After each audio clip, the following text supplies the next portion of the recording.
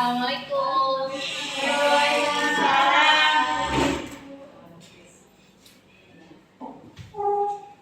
Oke, selamat pagi. Pagi, Bu. Assalamualaikum warahmatullahi wabarakatuh. Waalaikumsalam warahmatullahi wabarakatuh. Oke, kita ketemu lagi ya hari ini dengan materi yang berbeda. Sebelum Ibu mulai, Ibu mau absen dulu kehadiran kalian. Tunggu ya.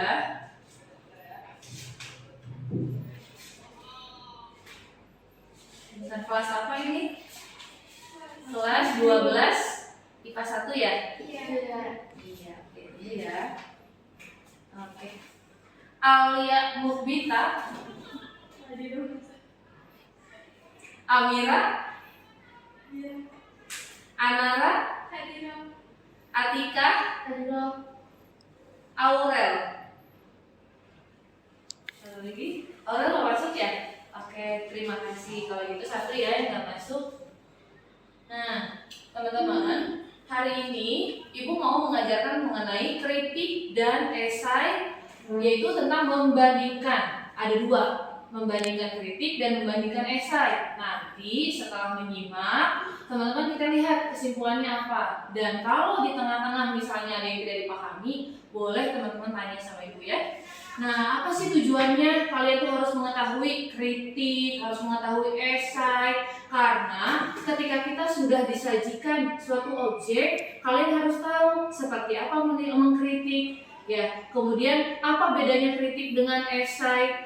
Jadi tahu apa itu kritik, apa itu esai. Nah, sebelum Ibu lanjut, ada yang tahu kritik? Ada yang pernah mendengar kritik? Mengkritik, pernah dengar? Apa yang kalian tahu tentang kritik? Hujat. Oh, hujat. Tuh, ada yang mengkritik tapi menghujat. Terus ada apa lagi yang kalian tahu tentang kritik? Mengomentari, betul. Nah, mengkritik itu mengomentari. Terus apa lagi tadi? Memberi saran. Apa lagi? Kebanyakan mengkritik itu isinya mengomentari ya. Iya. Tapi yang kalian tahu mengkritik itu harus sesuai data atau tidak? Yang kalian pernah lakukan? Sesuai data atau tidak kalau mengkritik? Harus sesuai harusnya, tapi kadang ada yang tidak sesuai dengan data seperti itu. Nah, kita lihat apa itu kritik. Nah, kalau misalnya yang dijelaskan, kritik itu kan isinya analisis mendalam, ya, analisis mendalam terhadap sebuah karya menggunakan kajian teori untuk memberikan penilaian seperti yang tadi disampaikan ya, mengomentari juga kan ikut menilai berarti ya.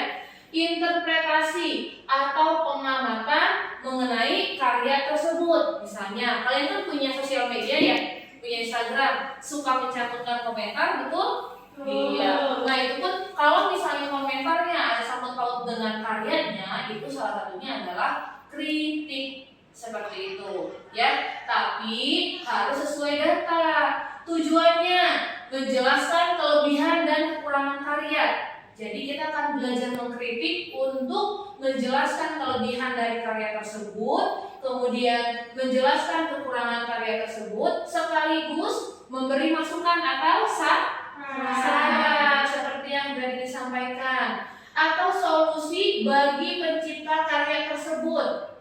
Gitu. Barangkali teman-teman paham dengan suatu karya, kemudian teman-teman bisa mengkritik, memberikan masukan. Oh, ini kalau saya lukisan misalnya, ini alangkah lebih baik lukisannya diberi bingkai. Misalnya, ya kalau misalnya kalian datang ke sebuah galeri, atau pada umumnya karya yang paling banyak dikritik itu merupakan karya seni film, betul tidak? Betul. Ya.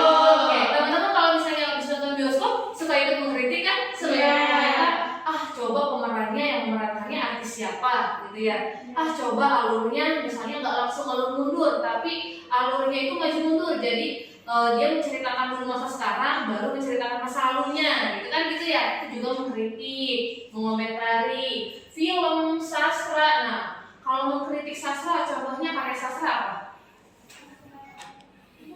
Apa contoh karya sastra?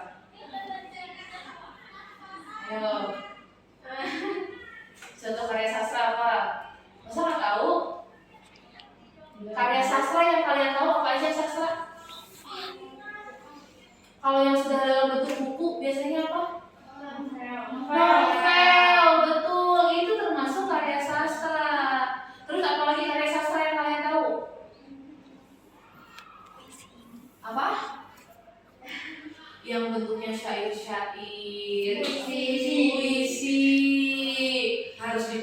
Cing.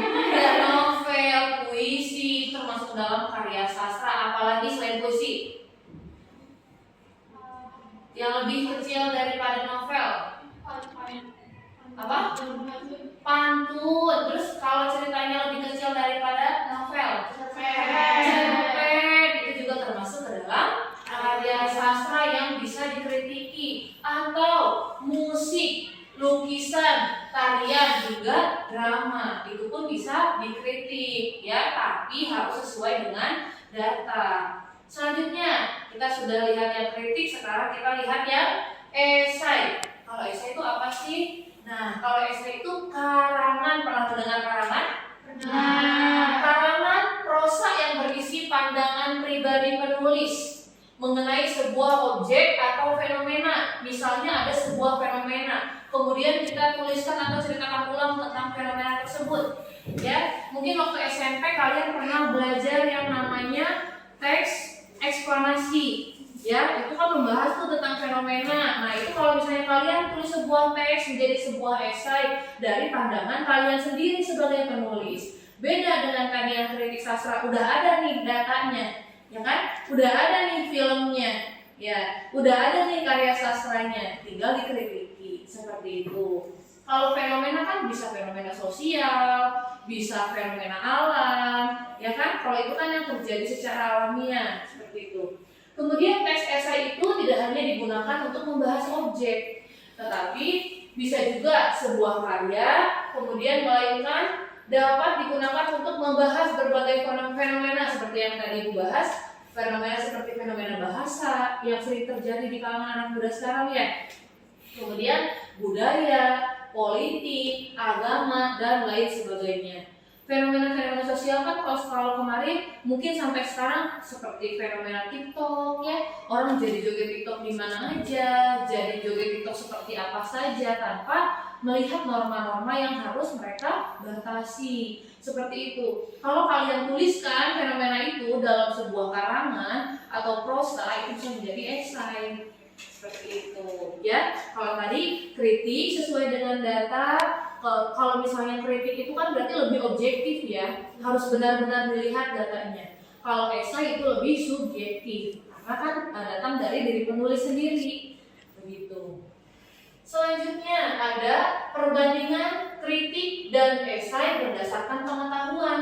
Kalau kritik di situ ada objek kajiannya adalah karya, misalnya seni musik, seni tari, drama, kemudian seni pahat, dan juga lukis.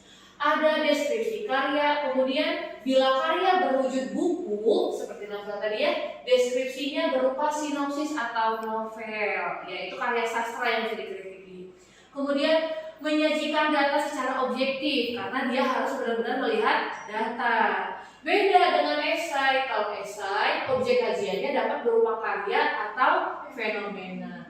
Tidak ada ringkasan atau sinopsis karyanya, ya. Kalau dikritik mungkin harus harus disimpulkan isi dari kritiknya. Jadi kesimpulan dari kritikannya itu adalah kelebihannya apa, kekurangannya apa, itu harus disampaikan seperti itu di kesimpulannya. Kalau di esai tidak usah, itu bedanya, ya. Kemudian kalau esai objek kajiannya bisa berupa karya atau fenomena yang tadi disampaikan, atau tidak ada ringkasan atau sinopsis karya itu tadi sendiri ya.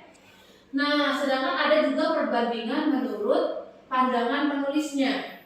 Kalau misalnya tentang kritik, itu penilaian terhadap karya dilakukan secara objektif disertai data dan alasan yang logis. Jadi harus logis. Jadi tidak boleh tuh mengkritiki sesuatu sesuai dengan emosi. Misalnya karena kita tidak suka nih sama si pembuat film misalnya ya, berarti kan itu tidak objektif ya. Jadi apapun yang dia lakukan dalam film itu jelek misalnya ya, atau kita tuh jatuh cinta misalnya sama penulis atau pembuat filmnya. Jadi apapun yang ada di situ menurut kita bagus saja semua, kan kalau cinta biasanya menutupi semuanya gitu ya.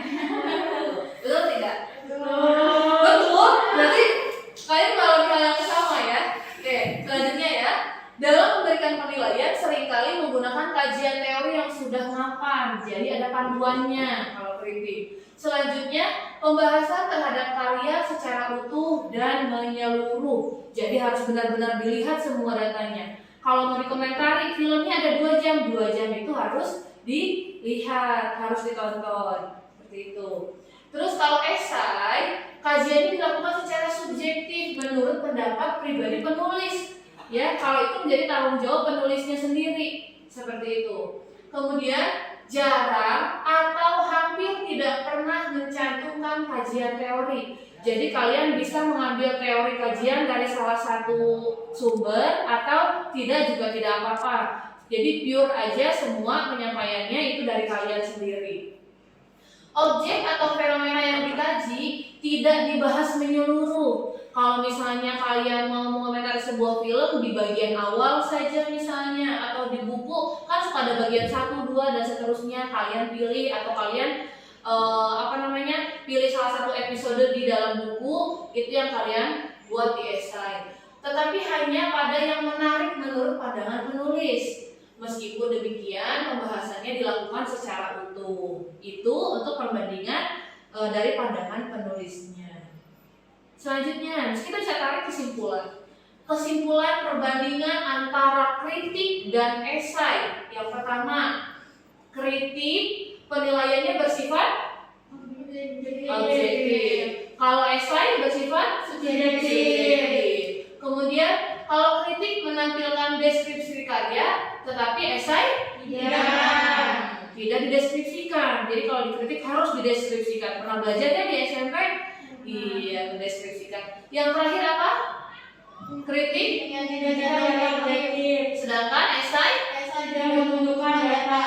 iya. Jadi paham membandingkan antara kritik dan esai? Paham. Jadi kalau misalnya kalian menemukan teks, ada 2 nih, kalian harus bedakan. Kalau misalnya datanya lengkap secara utuh dan ada sumber kajian teorinya yang menurut siapa, menggunakan ilmu apa, berarti itu termasuk ke dalam kritik, gitu ya. Kalau misalnya esai itu tidak usah mencantumkan kajian teorinya. Sampai sini ada yang ingin ditanyakan? Paham ya? Tidak ada yang ditanyakan? Oke. Sudah siap untuk membuat kritik dan esai? Sudah. Kita akan coba, kemudian nanti kita akan bedakan bagaimana membuat kritik dan bagaimana membuat esai. Oke, baik, kalau misalnya tidak ada yang ditanyakan, cukup sekian dari Ibu. Apabila ada yang ingin ditanyakan ketika nanti di luar pembelajaran boleh ya. Mari kita akhiri dengan bersama-sama mengucapkan hamdalah. Alhamdulillahirabbil alamin. Assalamualaikum warahmatullahi wabarakatuh.